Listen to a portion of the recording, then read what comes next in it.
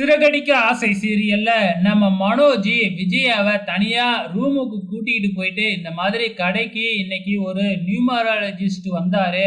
அவரு என்னோட பேர்ல சில மாற்றங்கள்லாம் கொண்டு வந்திருக்கிறாரு அப்படின்னு சொல்லிட்டு, இதுக்கப்புறம் என்னைய எல்லாருமே பப்பரப்பா மனோஜ் அப்படின்னு தான் கூப்பிடணும் அப்படின்னு சொன்ன உடனே விஜயாவுக்கே பயங்கர ஷாக் ஆகுது. என்னடா இது பப்பரப்பா கேட்கறதுக்கே காமெடியா இருக்கு. யார்ரா உனக்கு இப்படி சொன்னது? அவரை நான் சும்மா விட மாட்டேன் அப்படின்னு விஜயா ஆரம்பத்துல கோவப்படுறாங்க. அம்மா அம்மா அவரு மிகப்பெரிய ஆளு. அவரை பத்திலாம் அப்படி பேசாத.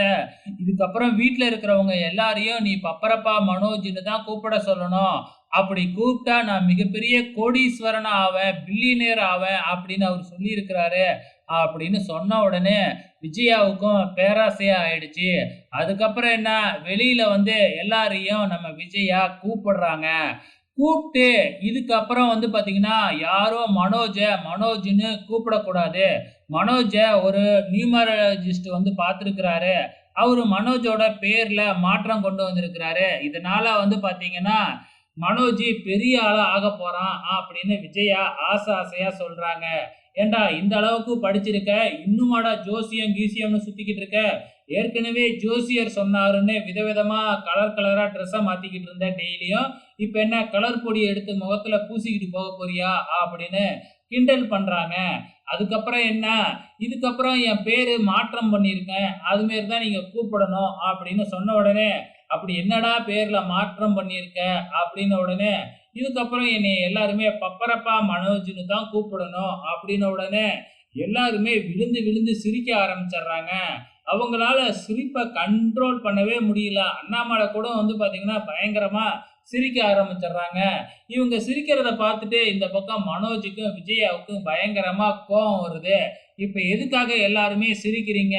மனோஜுக்கு ஒரு நல்லது நடக்க போகுது. அது உங்களுக்கு பிடிக்கலையா? அப்படின்னு சொல்லிட்டு, இதுக்கப்புறம் பப்பரப்பா மனோஜ்ன்னு தான் கூப்பிடணும் அப்படின்னு ஸ்ட்ரிக்ட்டா விஜயா சொல்றாங்க. என்னது பப்பரப்பாவா? நான் கலாய்ச்சா நீங்க திட்டுவீங்க. இப்ப என்னடான்னா, நீங்களே வந்து இவன கலாய்க்க சொல்றீங்களா? சரி அதுதான் உங்களோட ஆசைன்னா, நான் அப்படியே கூப்பிடுறேன் அப்படின்னு சொல்லிட்டு, வேணும்னே "ஏய் பப்பரப்பா, பப்பரப்பா" அப்படின்னு மனோஜ கிண்டல் பண்ண ஆரம்பிக்கிறாங்க. பப்பரப்பான்னு மட்டும் கூப்பிடக்கூடாது. பப்பரப்பா மனோஜையும் சேர்த்து கூப்பிடணும் அப்படின்னு மனோஜ் சொன்ன உடனே, எல்லாருமே வந்து வேணும்னே பப்பரப்பா மனோஜி அப்படின்னு கிண்டல் பண்ணிட்டு ஓடுறாங்க. ஸோ இதுக்கப்புறம் வந்து பார்த்தீங்கன்னா, இங்க ரோகிணிய காமிக்கிறாங்க. ரோகிணியோட அம்மா ரோகிணி கிட்ட ஒரு கம்ப்ளைண்ட் பண்றாங்க. அதாவது கிறிஸோட ஸ்கூலுக்கு கூப்பிட்டுருக்காங்களாட்டுக்கு. அங்க இப்ப கிறிஸ் சரியாவே இல்ல. அவன் எல்லார்கிட்டயும் பொய் சொல்றான். பிள்ளைங்களெல்லாம் அடிக்கிறான், கோவப்படுறான் அப்படின்னு கம்ப்ளைண்ட் பண்றாங்க.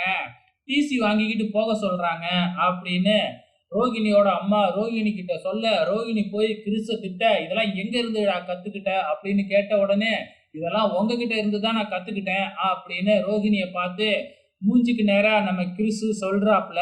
இதுக்கப்புறம் என்னெல்லாம் நடக்க போகுதுன்னு தெரியல. பொறுத்திருந்து பார்க்கலாம்.